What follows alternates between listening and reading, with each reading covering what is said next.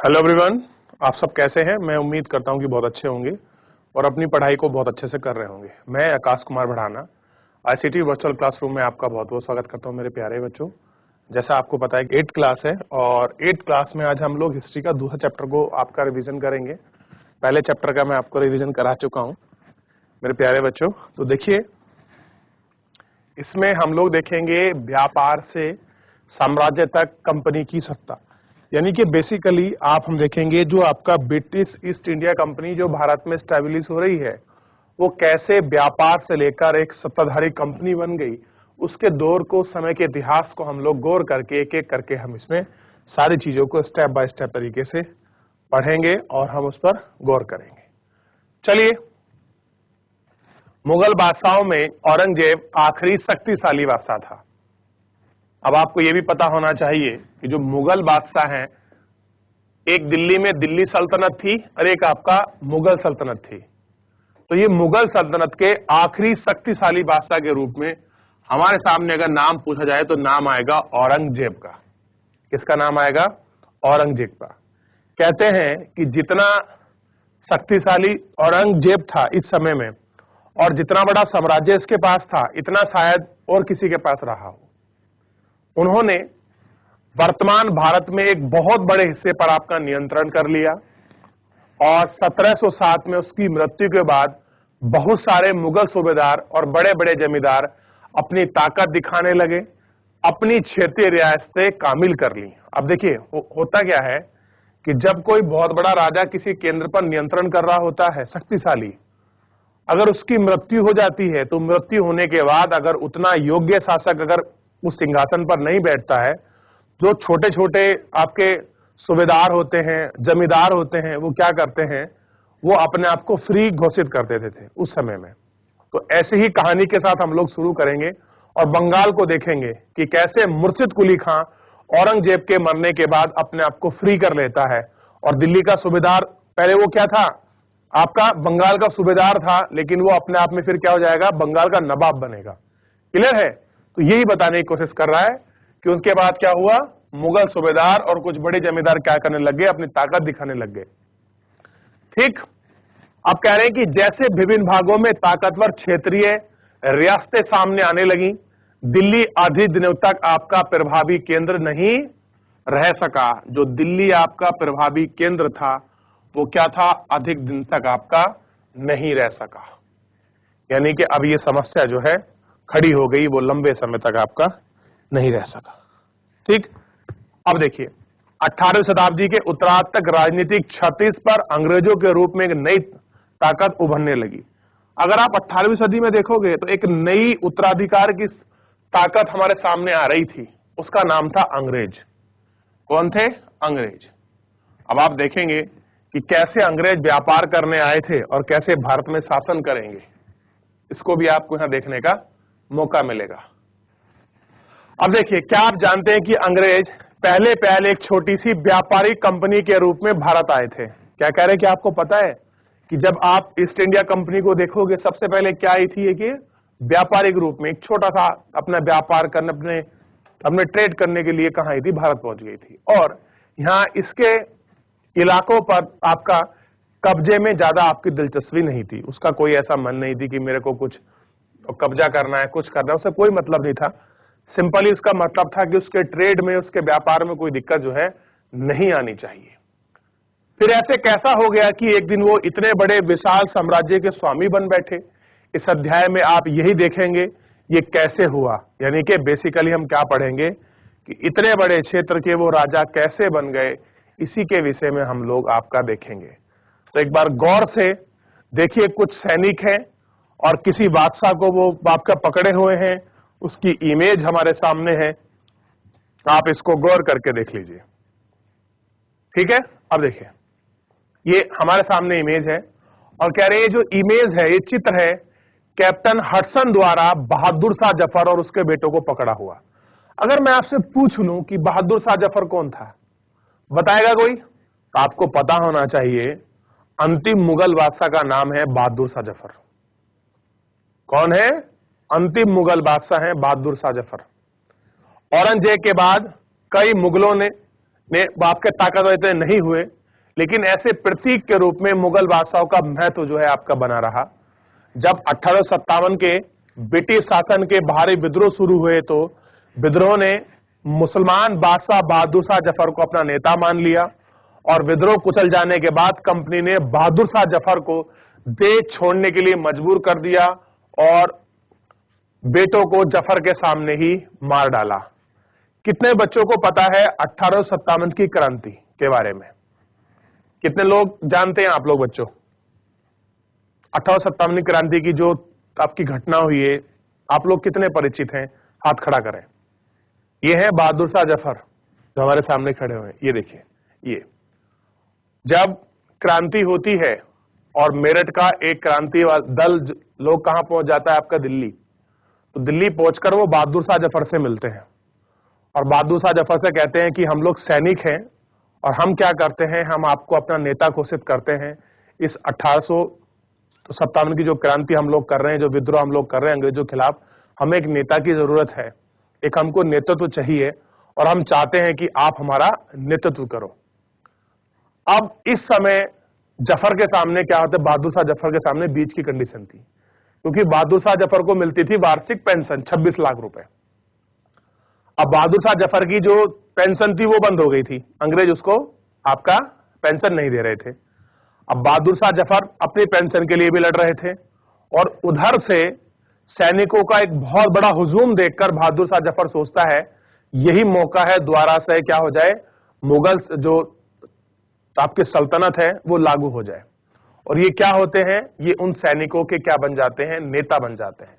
और आप जानते हैं कि इस क्रांति को बहुत बुरी तरह से कुचला गया था अंग्रेजों द्वारा। हजारों लोगों को मार दिया गया, ना जाने कितने को फांसी पर चढ़ा दिया गया। उनमें से बहादुर शाह जफर की भी यही कंडीशन हुई। बहादुर शाह जफर के सारे बच्चों को उसके सामने मार दिया गया और बहादुर शाह जफर को रंगून भेज दिया जाता है। कहां भेजते हैं? रंगून। ठीक है, रंगून किस जगह पड़ता है ये आप मुझे बताएंगे या आप बताएंगे? रंगून का वर्तमान नाम क्या है? पता है किसी का रंगून कहां है? वैसे तो बेसिकली आपने पढ़ लिया होगा चैप्टर, मैं रिवीजन के तौर पे आपको बता रहा हूं। तो मुझे लगता था कि आप मुझसे अच्छा ज्यादा जानते होंगे, आप मुझे बताएंगे सर ये चीज यहाँ है।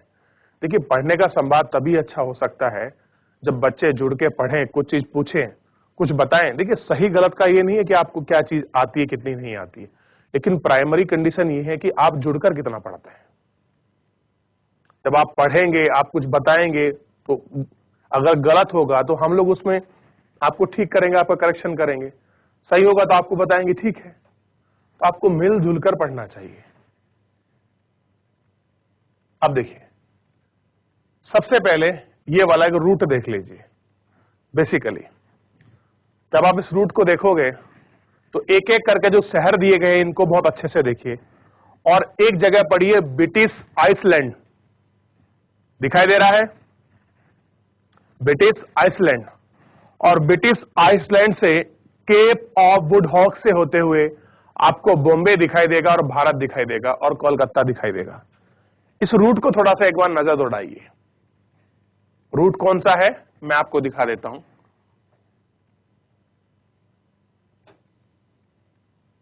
ये रूट है, ये वो रास्ता है जिस रास्ते से आपके अंग्रेज लोग भारत आए। आप सोच के देखिए कितना लंबा रास्ता उनको आपका ट्रेवल करना पड़ा था भारत पहुंचने के लिए, तब तो भारत जाकर अल्टीमेटली पहुंचे। और सबसे पहले आप जानते हैं कि सबसे ज्यादा उन्होंने जो आपका ट्रेड किया, ये बंगाल वाला जो रीजन है, यहां से ट्रेड कर रहे थे। सोच के देखिए वो कितनी दूर से कहां के थे, कहां जाकर शासन किया और किस लेवल पे किया, ये आप बहुत अच्छे से समझ सकते हैं और उसको सोच सकते हैं कि क्या इनकी शासन व्यवस्था रही थी। क्लियर है? देख लिया आप लोगों ने? कह रहे कि पूर्व में ईस्ट इंडिया कंपनी का आना, ये सब आपके पूर्व हैं, ये पूर्व के देश के रूप में गिना जाता है। चाहे आपका भारत हो, साउथ वेस्ट एशिया हो, मलेशिया, कंबोडिया, जकार्ता, वियतनाम, इन सबको हम पूर्व के देश के रूप में आपकी संज्ञा देते हैं।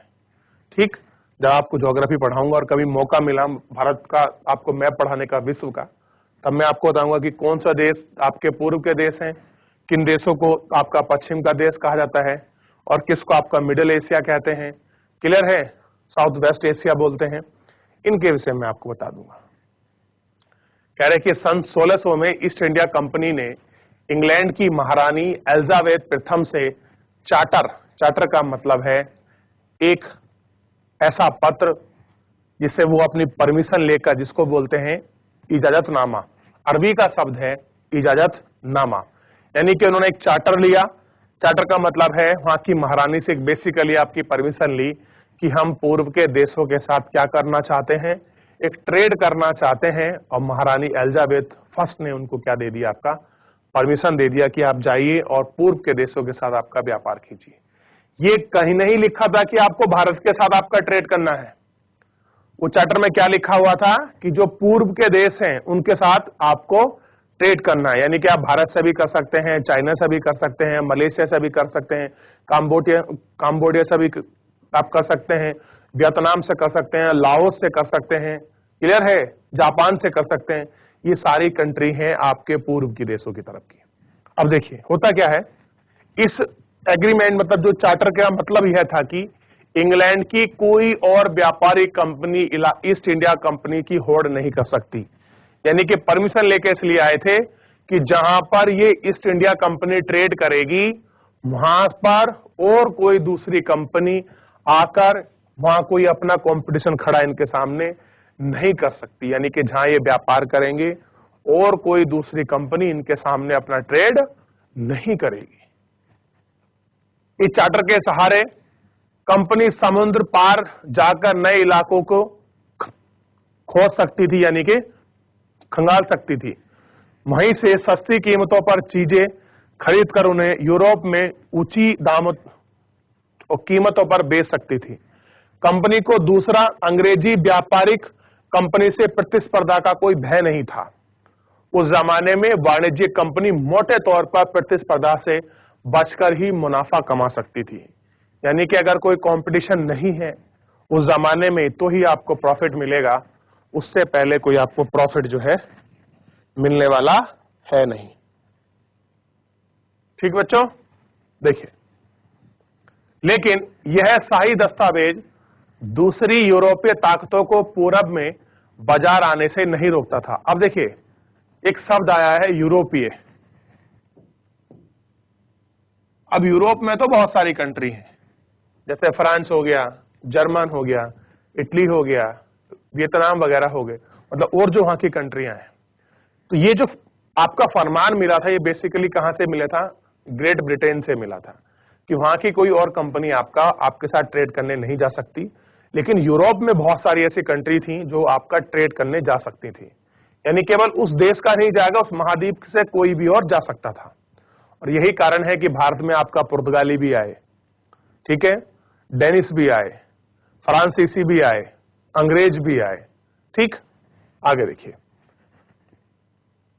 जब तक इंग्लैंड के जहाज अफ्रीका के पश्चिमी तटों को छूते, यानी कि केप वुड हॉक का चक्कर लगाकर हिंद महासागर को पार करते, तब तक पुर्तगाली भारत के पश्चिमी तट पर अपनी उपस्थिति दर्ज क्या थी, करवा चुके थे। अगर मैं आपसे पूछूं कि पहले भारत में कौन आया, पुर्तगाली के अंग्रेज, तो आप किसको बताओगे कौन आया भारत में पहले बच्चों? तो आपको पता होना चाहिए कि ब्रिटिश कब आए आपके 1600 में, और 1458 में कौन आ गया है आपका, आपको पता होना चाहिए। तो इस समय आप देखेंगे पुर्तगाली पहुंच रहे हैं, ठीक है। अब देखिए, वे गोवा में अपना ठिकाना बना चुके थे। पुर्तगाली की खोजी यात्री में वास्को डी गामा बड़ा फेमस नाम है। 1458 में पहली बार भारत पहुंचकर इनने अपनी यात्रा की। ठीक, 7वीं शताब्दी के शुरुआत में डच भी हिंद महासागर को पार कर व्यापार की संभावनाएं आपकी तलाश रहे थे, और इनके बाद फिर कौन आए, फ्रांसीसी, यानी कि यूरोप में आपके पुर्तगाली, अंग्रेज, डच, और डचों के बाद आपके फ्रांसीसी आ गए। ये सब कहां पहुंच गए, भारत से व्यापार करने के लिए, भारत से ट्रेड करने के लिए कहां पहुंच गया आपका भारत जो था, ये सब लोग आपका पहुंच गए थे। ठीक, तो आप इनको देख सकते हैं कि कौन कौन लोग आपका ट्रेड करने पहुंच रहे हैं।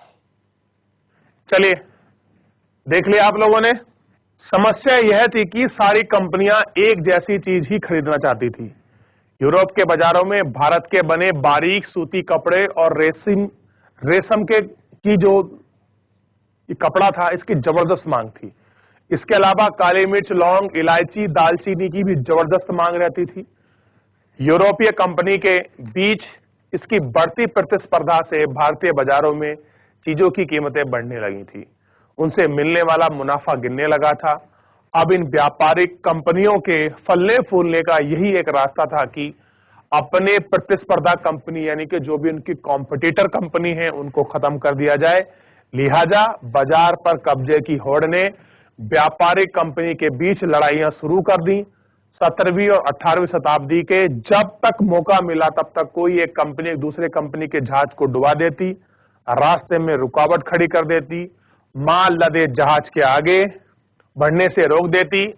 यह व्यापार हथियारों की मदद से आपका चल रहा था और व्यापारिक चौकियों की किलेबंदी के जरिए सुरक्षा में रखा था। अपनी बस्तियों की किलेबंदी करना, व्यापार में मुनाफा कमाना, इन कोशिशों के कारण स्थानीय शासकों से भी टकराव होने लगे थे। इस प्रकार व्यापार और राजनीति को एक दूसरे से अलग रखना कंपनी के लिए मुश्किल होता जा रहा था, जैसा कि आप आगे देखेंगे। चलिए, तो ये कंडीशन थी शुरुआती दौर में। अब थोड़ा सा देखते हैं कि ईस्ट इंडिया कंपनी और जब आपका बंगाल के साथ अपना ट्रेड शुरू करेगी, व्यापार शुरू करेगी, तब उसके विषय में पढ़ेंगे। चलिए, अब तो कोई स्कूल का बच्चा माइक लेकर आपका पढ़ सकता है। कोई भी बच्चा पढ़ लीजिए माइक लेकर। Good morning sir. Very good morning. क्या नाम है आपका? माय नेम इज शिखा जानी। शिखा। आप पढ़ोगे शिखा चैप्टर को? ईस्ट इंडिया कंपनी बंगाल में व्यापार शुरू करती है। पहली इंग्लिश फैक्ट्री 1651 में हुगली नदी के किनारे शुरू हुई। कंपनी के व्यापारी यहीं से अपना काम चलाते थे। इन व्यापारियों को उस जमाने में फैक्टर कहा जाता था। इस फैक्ट्री में वायर हाउस था जहां निर्यात होने वाली चीजों को जमा किया जाता था। यहीं पर उसके दफ्तर थे जिनमें कंपनी के अफसर बैठते थे। जैसे जैसे व्यापार फैला, कंपनी ने सौदागरों और व्यापारियों को फैक्ट्री के आसपास आकर बसने के लिए प्रेरित किया। 1696 तक कंपनी ने इस आबादी के चारों तरफ एक किला बनाना शुरू कर दिया था। 2 साल बाद उसने मुगल अफसरों को रिश्वत देकर 3 गांव की जमींदारी भी खरीद ली। इनमें से एक गांव कालीकाता था जो बाद में कलकत्ता बना। अब इसे कोलकाता कहा जाता है। कंपनी ने मुगल सम्राट औरंगजेब को इस बात के लिए भी तैयार कर लिया कि वह कंपनी को बिना शुल्क चुकाए व्यापार करने का फरमान जारी कर दे। कंपनी ज़्यादा से ज़्यादा रियासतें हासिल करने और पहले से मौजूद अधिकारों का ज़्यादा से ज़्यादा फ़ायदा उठाने में लगी हुई थी। उदाहरण के लिए औरंगजेब के फरमान से केवल कंपनी को ही शुल्क मुक्त व्यापार का अधिकार मिला था।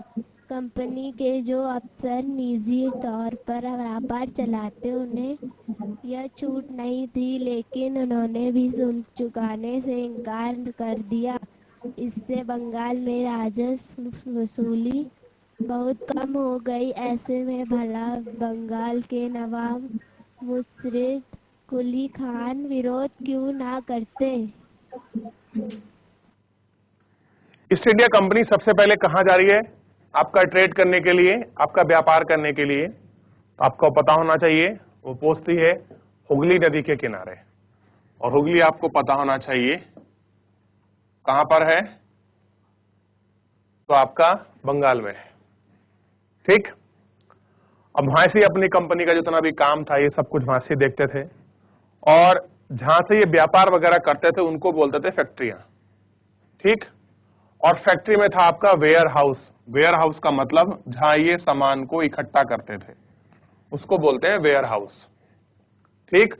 और इसी वेयर हाउस से ये लोग क्या करते थे, अपनी चीजों को जमा कर कर उन चीजों को बाहर आपका निर्यात किया करते थे। यहीं पर उनके दफ्तर थे जिनमें कंपनी के अफसर बैठते थे। जैसे व्यापार फैला, कंपनी के सौदागर व्यापारी को फैक्ट्री के आसपास आकर बसने के लिए प्रेरित किया गया।